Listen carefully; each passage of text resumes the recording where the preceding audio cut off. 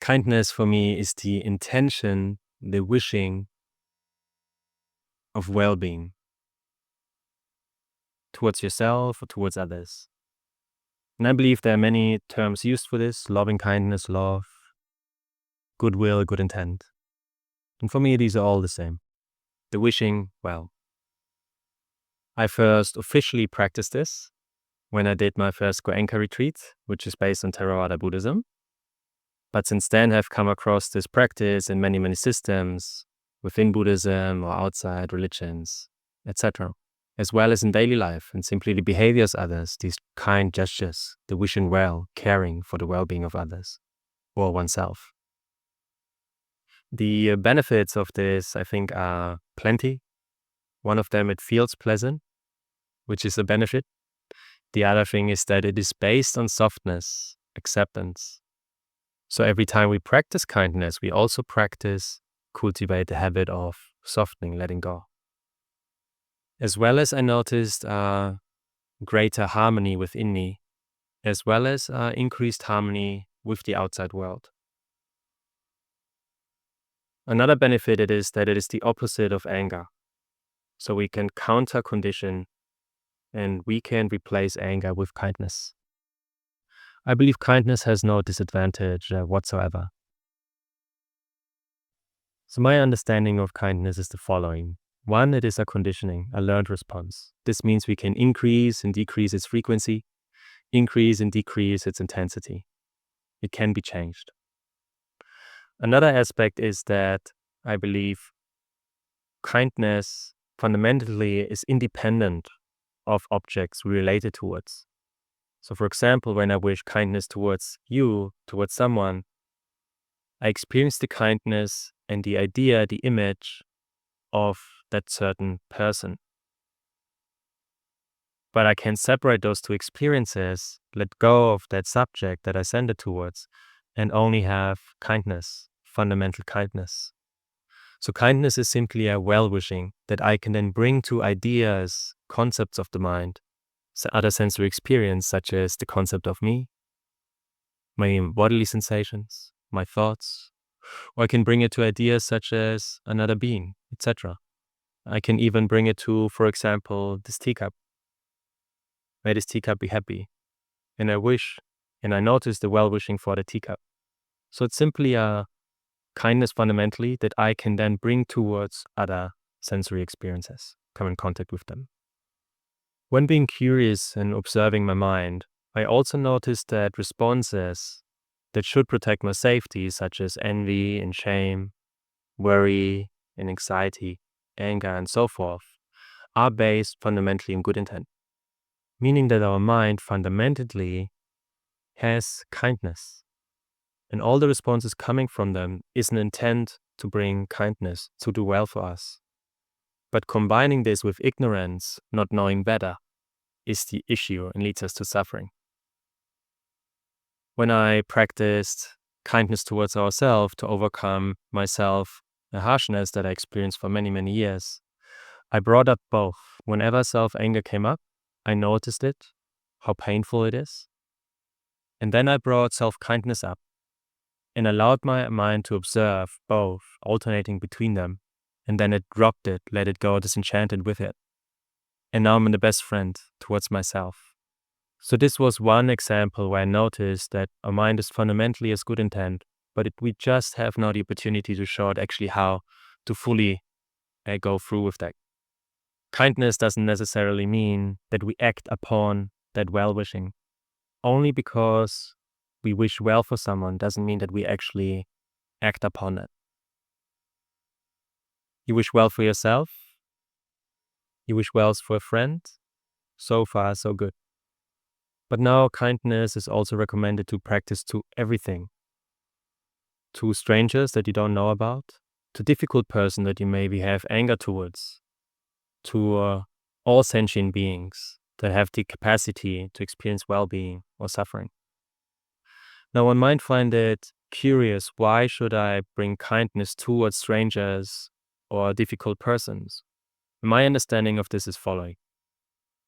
Anger within you, or a certain type of indifference within you, has suffering in it. the experience of anger is suffering. So why not replace it with kindness, which is pleasant? There's also a probability that out of anger, ill intent, wanting to harm or to destroy, to push away, an action follows. So we prevent that happening. And also out of that kindness, there's also a probability out of that good intent that good action will follow. But it's not necessarily the case.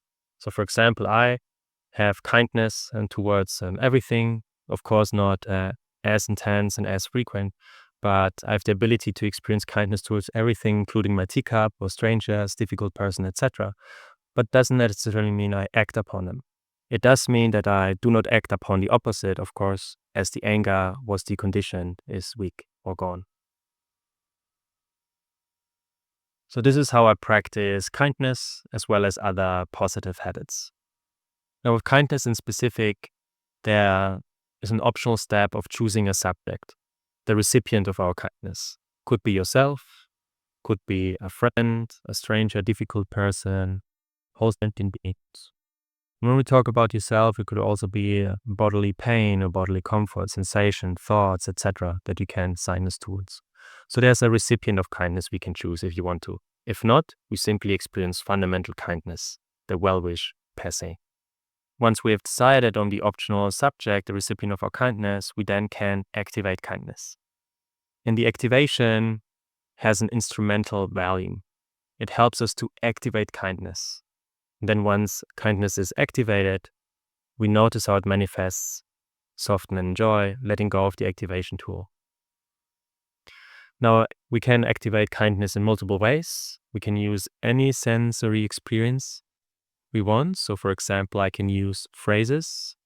May you be happy, may I be happy, may I be safe, whatever phrases resonate with you. We can use imagination of having a kind exchange or caring posture or receiving kindness. We can have, instead of saying phrases, you can listen to phrases or music. We can use touch, whatever works. Feel free to explore. The significance in the activation is that we activate kindness. Once that's done, the job is done. After activating it, we let go of the activation method and then notice how kindness manifests within body and mind. So it could be maybe around the heart area or anywhere else, such as warmth, lightness, tenderness, pleasure. Be curious, as well as the mind as a lightness, tenderness, openness. But you might experience in multiple ways. We notice that. And once we notice that, we soften into the kindness, the manifestation of kindness. The softening has two purposes. One, it allows the habit that is based on letting go, on softness, to grow, to deepen, as well as a safety mechanism to all excessive effort that might build up, agitation, worry, shame, etc. throughout the practice, to weaken and to be let go of, so we can more and more attune towards the kindness. Once we have softened into, we enjoy smiling into how nice it feels. This will also accelerate the habit change by showing the mind the benefit of this experiencing of wishing well. And then, kindness at one point might fade because we're not activating, stimulating it. And then we can repeat the process of activate, notice, softening into, enjoy, until it fades and we repeat. You also have the option to not let it fade and simply activate it over and over again, as you wish. Simply explore, be curious about what works better for you.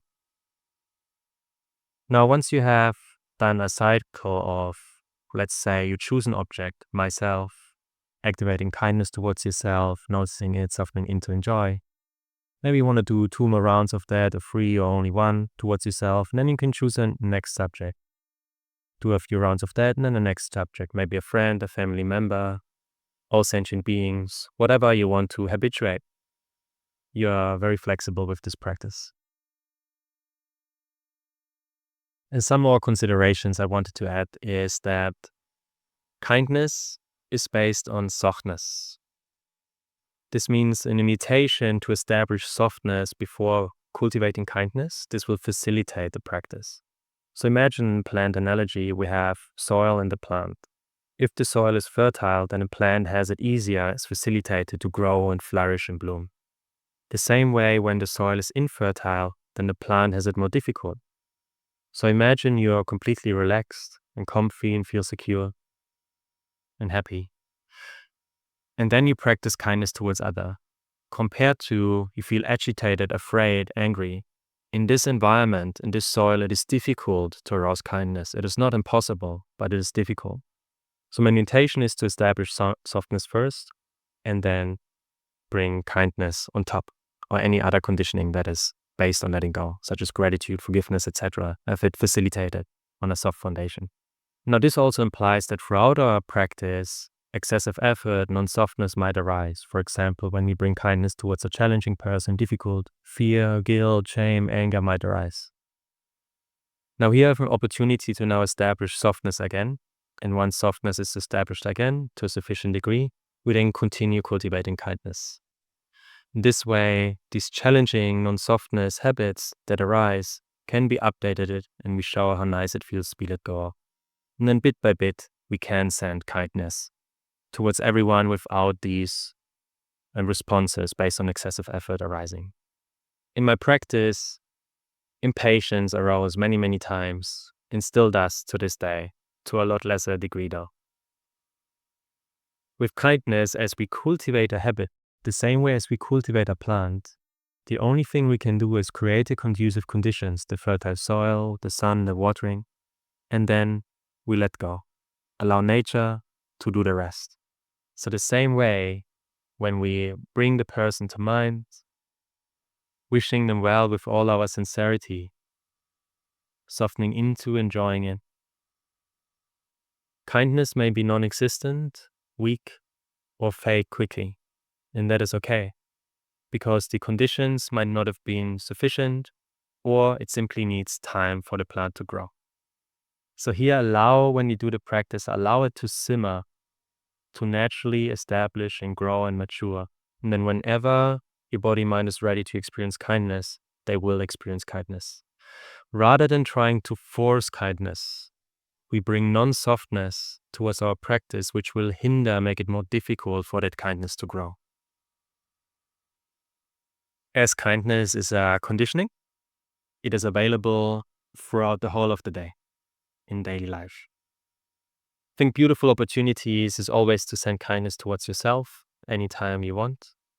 Whenever we have a conversation or we greet or say goodbye to someone, we can actually mean the word good day, goodbye, to wishing them that goodness.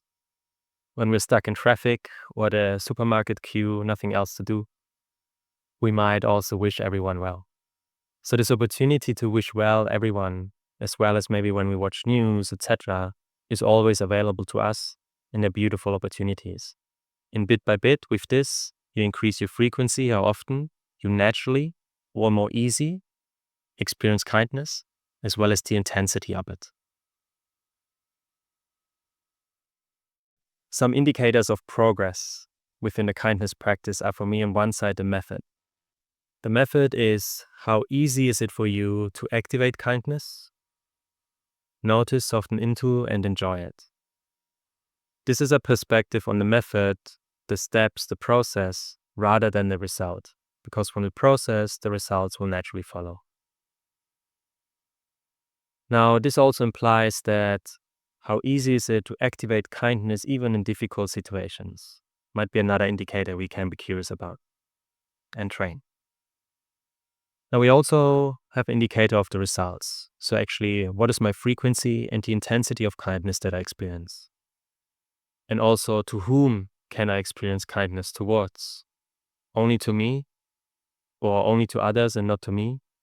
So wherever you want to experience kindness to, and my recommendation is to everyone and everything, so yourself, family members, friends, strangers, difficult persons, sentient beings, future beings, and all sensory experience and things, as a relationship of wishing well, fundamentally and universally.